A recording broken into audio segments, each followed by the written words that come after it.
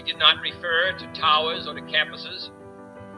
He admired the splendid beauty of a university because it was, he said, a place where those who hate ignorance may strive to know, where those who perceive truth may strive to make others see. I have therefore chosen this time and place to discuss a topic on which ignorance too often abounds, the truth too rarely perceived, and that is the most important topic on earth: peace. What kind of a peace do I mean, and what kind of a peace do we seek?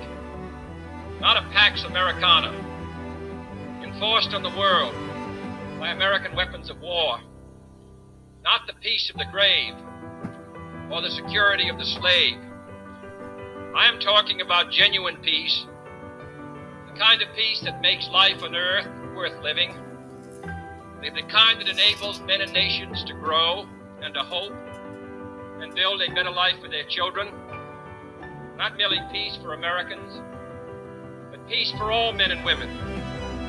Not merely peace in our time, peace in all time. I speak of peace because of the new face of war. Total war makes no sense in an age where great powers can maintain large and relatively invulnerable nuclear forces and refuse to surrender without resort to those forces, or world law, or world disarmament, and that it will be useless until the leaders of the Soviet Union adopt a more enlightened attitude. I hope they do. I believe we can help them do it. But I also believe that we must re-examine our own attitudes as individuals and as a nation. For our attitude is as essential as theirs. And every graduate of this school, every thoughtful citizen who despairs of war and wishes to bring peace should begin by looking inward, by examining his own attitude towards the possibilities of peace, towards the Soviet Union, towards the course of the Cold War, and towards freedom and peace here at home. First, examine our attitude towards peace itself. Too many of us think it is impossible. Too many think it is unreal.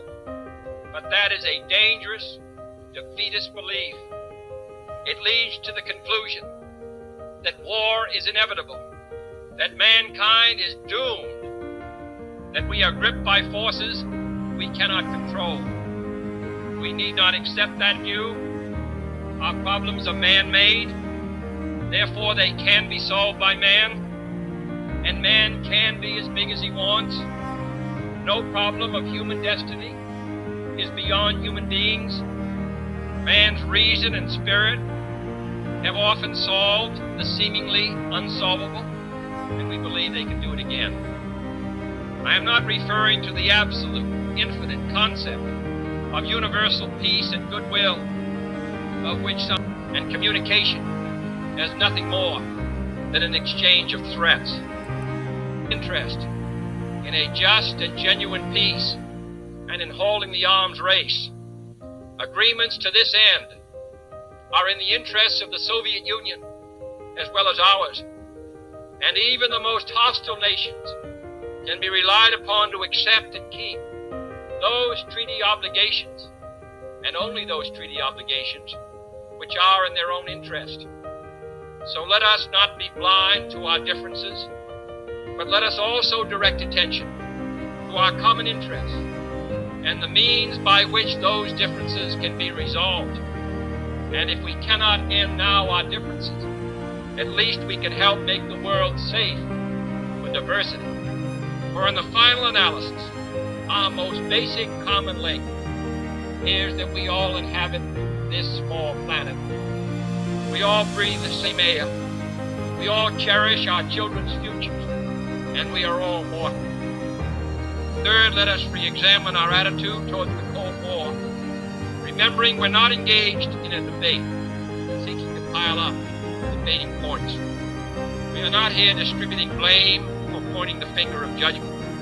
We must deal with the world as it is, and not as it might have been, had the history of the last 18 years been different.